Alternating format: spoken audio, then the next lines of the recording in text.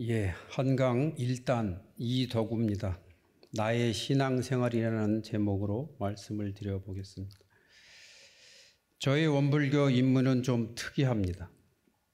결혼 후 1984년 말경 대산종법사가 계시는 삼동원에서 1개월 동안 종법사님 법무실에서 지낼 수 있었습니다. 매일 대산종사님 오후 산책에 동행하며 말씀을 반들었습니다. 당시 종사님께서는 3대력을 매우 강조하셨던 것 같습니다. 그리고 대산종사님 연원으로 원불교에 입교하였습니다. 이후 10년 동안 매년 연말마다 대산종사님을 찾아뵙고 신년 법문을 받들었는데 그때마다 대산종사님은 저를 반갑게 맞아주셨습니다. 통상적으로 갖기 어려운 큰 은혜를 가지면서 그렇게 저는 원불교에 젖어들고 있었습니다. 이렇게 된 것은 대부분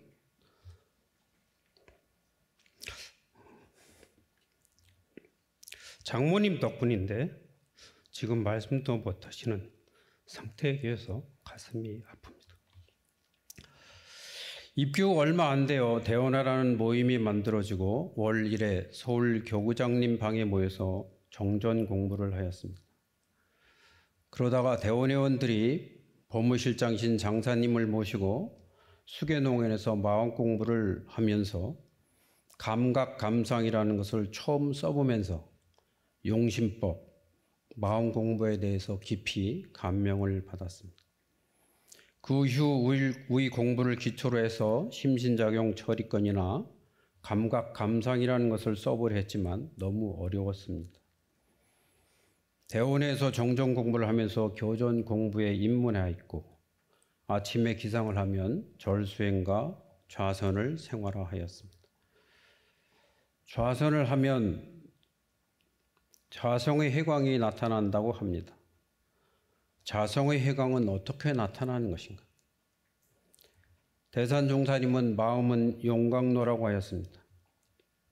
마탁된 마음, 세상사의 온갖 시시비비로 혼탁된 마음은 좌선을 통해서 용광로에서 온갖 잡철이 정제되듯 정제된 철이 생산되듯 마음이 정제됩니다. 정제된 마음은 한 방향으로 정렬이 되고 이에 따라 마음이 안정됩니다. 경거망동되지 않고 인내력이 생깁니다. 가만히 앉아 있으면 가느다란 불빛이 보이기도 하고 그를 응시하고 있으면 어느 순간 없어지기도 하고 다시 보이기도 하고 이것이 무엇인지는 모르겠지만 이 같은 선을 하고 나면 마음이 한결 가벼워지고 자신감이 생깁니다. 이 같은 안정된 자신감은 어디서 오는 것일까? 권도편 말씀처럼 심지가 요란하지 아니함에 따라 영단이 커져서 대인이 근성을 갖추게 된다는 것이 이런 것인지는 모르겠지만 좌선을 오래 하면 보이지 않는 힘이 생기고 자신감이 생기는 것은 분명한 것 같습니다. 좌선 후에는 의도 공부를 하려 하였고 그때부터 깊이 있는 마음 공부가 시작된 것 같습니다. 각산 신도영님의 교전 공부, 대산종사님의 정전 대의를 비롯해 여러 정전 해설서를 공부했습니다. 그동안 저는 신앙보다 수행에 관심이 많았습니다. 좌선이 저에게 마음의 안정이나 어떤 느낌을 준 데 비해서 기도는 저에게 별로 와닿지 않았습니다. 기도 그 자체보다 기도문의 내용에 더 관심이 갔고 실지불공이 아닌 진리불공에 대해서는 어떻게 그 작용이 이루어진다는 것인지 그 위력이 어떻게 나타난다는 것인지 대종교의 말씀도 이해의 정도를 넘어 깊이 공감되지 않았습니다. 그런데 최근 전산종법사님의 정전 해설집을 읽고 사원신앙에 대해서 다른 이해를 하게 됐습니다. 왜 지은보온을 해야 되는 것인지 실감하게 됐습니다. 왜 4대 강령이 정각정행, 지은보온, 무아봉공, 불법 활용이 되어야 하는 것인지 좀 더 깊이 느끼게 되었습니다. 사안을 알고 보온을 함으로써 수행력도 높아진다고 느끼게 되었습니다. 신앙과 수행이 병행되어야 하는 이유, 영육상전, 이사병행, 자리이타, 우리 결의 특징이라 할 만한 양면성의 의미와 중요성을 새삼 느끼게 되었습니다. 교전은 인생의 매뉴얼이고 지침서입니다. 우리 교전은 어떻게 살아야 할 것인가에 대한 인생 매뉴얼을 체계적으로 정리해 주고 있습니다. 정전은 근원을 밝힌 원경이고 대종경은 두루 통달한 통경이라고 합니다.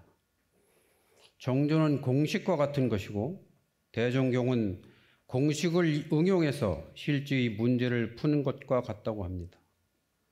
정전과 대종경이 복과 해를 구하고 성불 재중 재생 의세를 이루고자 할 때 가장 빠른 길잡이라고 전산정법사님은 최근 펴내신 정전해설 1집에서 말씀하고 계십니다.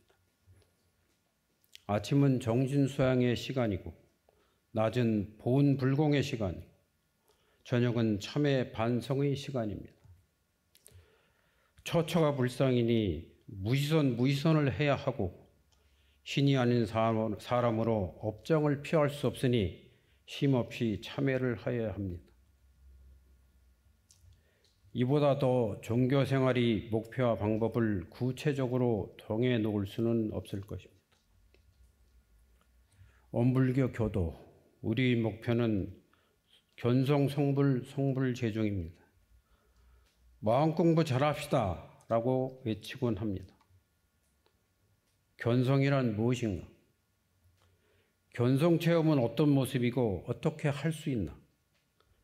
견성을 하고 나면 사람은 어떻게 달라지나? 주위에 견성하신 분들의 모습은 어떻게 다르게 보이나? 견성은 코풀기보다 쉽다고 하는데 과연 그런가? 그것은 어느 순간에 오는 것이고 어느 순간에 체험하게 되는 것인가? 많은 사람들은 견성을 실제로 체험하였으면서도 체험한 줄 모르고 지나간다고 하는데 과연 그런 것인가? 견성을 하고 나면 생활의 자세는 어떻게 달라지나? 사람의 행동 거지를 보면 견성 여부를 알 수 있다고 하는데 그 징표는 무엇인가? 견성의 모습은 이론상 법어에 다 나와 있습니다. 불치품 등 대종경에 모두 말씀해 놓으신 건 아닌가? 그러나 견성, 그것은 잡힐 듯 아닌 듯 아직 아슬아하기만 합니다. 대종사님은 납독기 같은 견성을 경계하셨습니다. 심신을 단련하여 마음의 영광로에서 온갖 잡철이 재련 정제되듯 이 세상사의 모든 경계는 내 마음속에서 순간순간 정제되고 마탁된 마음이 밖으로 발현되어야 할 것인데 그러나 아직 언간 샘심으로 느껴질 뿐입니다. 언제나 자성을 떠나지 않는 공부, 순간순간 새로워지고 응용에 무념한 공부에 노력하고자 합니다. 법문은 읽을수록 새롭게 태어납니다. 제가 삶의 표준으로 삼고자 즐겨 읽는 법문을 봉독해드리고 마칠까 합니다. 정산종사법어 권도편 30장입니다. 영산에서 학인들에게 격앙에 부연하여 구성심조항을 써주시니 심지가 요란하지 아니함에 따라 영단이 커져서 대인의 근성을 갖추게 되고 심지가 어리석지 아니함에 따라 지혜의 광명이 점점 나타나서 대인의 충명을 얻게 되고 심지가 그러지 아니함에 따라 정의의 실천력이 점점 충장하여 대인의 복덕을 갖추게 되고 신과 분과 의와 성을 운전함에 따라 불신과 탐욕과 나와우가 소멸되어 대도의 성경을 볼 수 있게 되고 원망생활을 감사생활로 돌림에 따라 숙세에 맺혔던 원고가 점점 풀어지고 동시에 복덕이 유효하고 타력생활을 자력생활로 돌림에 따라 숙세에서 했던 빚이 점점 갚아지고 동시에 복록이 저축되고 배울 줄 모르는 사람을 잘 배우는 사람으로 돌리며 가르칠 줄 모르는 사람을 잘 가르치는 사람으로 돌림에 따라 세세생생에 항상 지식이 풍부하여지고 공심 없는 사람을 공심 있는 사람으로 돌림에 따라 세세생생에 항상 의덕이 무궁하리라. 무번편 34장입니다. 말씀하시기를 대종사께서 고경 한귀를 인용하사 회복을 이루는 요도를 간명히 밝혀주셨나니 곧 자성을 떠나지 않는 것이 가장 큰 공부요 응용에 무념하는 것이 가장 큰 덕이라 하십니라. 또 말씀하시기를 상에 주착된 공덕은 오히려 죄의 근원이 되기 쉽나니 사람이 다 자식을 기르되 부모에게는 상이 없으므로 큰 은혜가 되듯 복을 짓되 상이 없어야 큰 공덕이 되나니라. 감사합니다.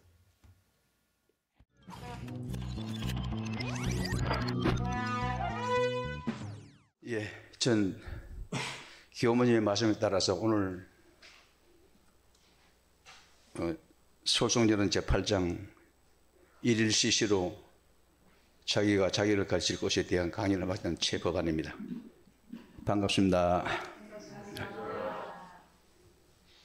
근데 우리 대종석에서는 공촌 백제에서 29년간 가든 고행 끝에 깨달음을 얻은 결과를 우는 진리를 푸른 깨달음을 상징하는 진리를 깨닫는 종교로 순수한 우리나라에서 태어난 종교입니다.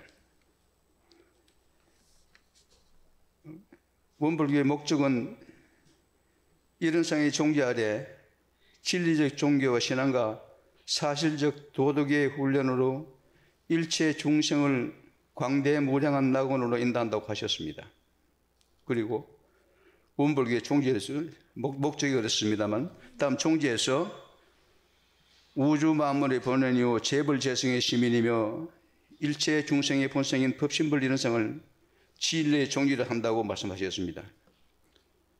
그래서 이런상은 단 한 가지 생각하실 때는 우주 만유의 본원이며 모든 성자의 마음이며 모든 중생의 본래 청정한 마음이라고 말씀하신 것이었습니다. 그리고 우리 이런상의 신앙에서는 이런상을 신앙의 대상을 하고 그 진리를 믿어 폭락을 구하자는 것입니다. 소태산 대종사께서는 없어서는 살 수 없는 관계를 은혜로 밝혀주셨습니다. 이런상은 곧 사원이요 사원은 곧 우주만으로서 천지 만물 허공 법계가 모두 부처인데 우리는 어느 때 어느 곳이 있으나 항상 경외심을 놓지 말고 존엄하신 부처님을 대하는 청정한 마음으로 경건한 태도로 천만 사물을 응할 것이며 천만 사물의 당체에 직접 풀공하기를 힘써서 현실적 복락을 장만하는 것이다 하고 일월상 신앙에서 밝혀주셨는데요. 다음에 우리는 일월상의 신앙을 따라서 수행을 하게 됩니다. 우리는 수행을 할 때 일월상의 진리를 채받아서 자기의 영역을 완성하자는 것입니다. 사막, 정신수양, 사리연구, 작업치사 이 내용에 대해서 이름과 같이 모든 경기를 대하여 마음을 쓸 때 희노애락과 은근치수에 끌리지 아니하고 모든 일을 바르게 공변하게 처리하자는 것을 최종적으로 작업치사에서 밝혀주신 대로 정신수양과 사리연구도 결국 작업치사를 한 가지를 위해서 사막을 만드는 거라고 저는 사료됩니다. 제가 오늘 할 강연 내용은 수행품 12장 소송조론 8장 1일 CC로 자기가 자기를 가르치어 올 것입니다. 이것을 제가 여러 가지 다른 데서 자료를 찾아보니까 그렇습니다.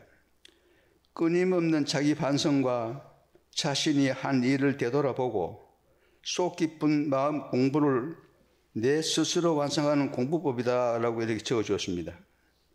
매일 때때로 나의 잘못을 발견하고 바르게 고쳐가며 배울 줄 모르는 사람을 잘 배우는 사람으로 돌리고 원인이나 조건이 없는 까닭 있는 마음으로 생활 속에서 삶의 지혜를 발견하며 행주자와 어묵 동정 간에 항상 공부심을 살자는 것이라고 했습니다. 일상생활 속에서 나의 본래 마음을 찾아서 마음 부처님을 모시고 자성을 떠나지 않는 공부가 가장 큰 공부라고 또 적어주셨습니다. 남을 가르치기 전에 먼저 나를 기르고 가르치고 배울 줄 아는 사람이 되어야 다른 사람을 잘 가르칠 수 있습니다.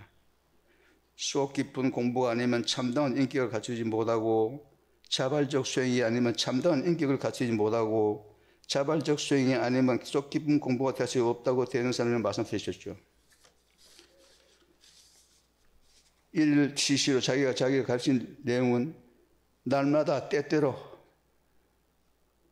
내 마음을 챙겨서 방심하지 말며 조심하는 마음으로 챙기는 공부를 하고 멋대로 행동하는 것이 아니라 법도에 맡겨 살기를 원해서 활짝 열린 둥근 마음이 되어 마음이 모나거나 촉없는 지혜와 은혜가 가득하고 지극히 공평하고 사사름 없는 삶을 살기 위한 방편으로 일일 시시로 마음을 챙기고 가르치고 길고 닦지 않으면 자기가 집착하고 자기를 내세우는 생각과 마음이 젖어 독선적인 사람이 될 수 있을 것이라고 예언해 주셨습니다. 일상생활 요법에서 배울 줄 모르는 사람을 잘 배우는 사람으로 돌리며 가르칠 줄 모르는 사람을 잘 가르치는 사람으로 돌리자고 했습니다. 잘 배우는 사람이 잘 가르칩니다. 일상수행의 요법을 항상 대조하고 반조해서 자신이 잘 배우고 나 자신이 잘 가르치는 사람이 되어 공부하는 신앙인이 되고 공부하는 수인이 되고 공부하는 공부인이 되었으면 하겠습니다. 감사합니다.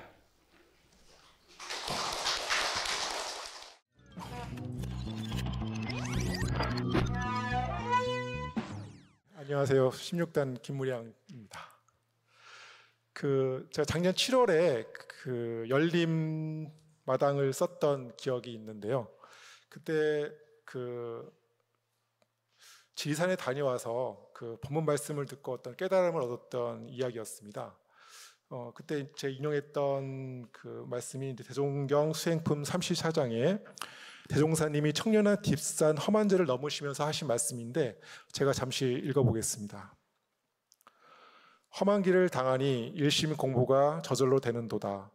그러므로 길을 가되 험한 곳에서는 오히려 실수가 적고 평탄한 곳에서 실수가 있기 쉬우며 일을 하되 어려운 일에는 오히려 실수가 적고 쉬운 일에는 도리어 실수가 있기 쉽다니 공부하는 사람이 험하고 평탄한 곳이나 어렵고 쉬운 일에 대중이 한결같아야 일행삼매의 공부를 성취하느니라. 그때는 제가 법문 말씀만 새겨서 대종사님이 언제 어디서 어떤 상황에서 이런 말씀을 하셨는지는 제가 잘 알지 못했습니다. 뒤늦게 이게 이제 변산 복례정사에 계시면서 법을 만드실 때 하신 말씀이라는 걸 알게 되고 그곳을 한번 직접 찾아가 보겠다는 생각이 들었습니다. 제가 평소에 좀 산행을 좋아해서 일요일에 좀 법회를 많이 빠지는데요. 청년한 뒷산이라는 곳이 도대체 얼마나 험한 곳이길래 대종사님께서 일심 공부가 절로 된다고 하셨는지 좀 궁금했습니다.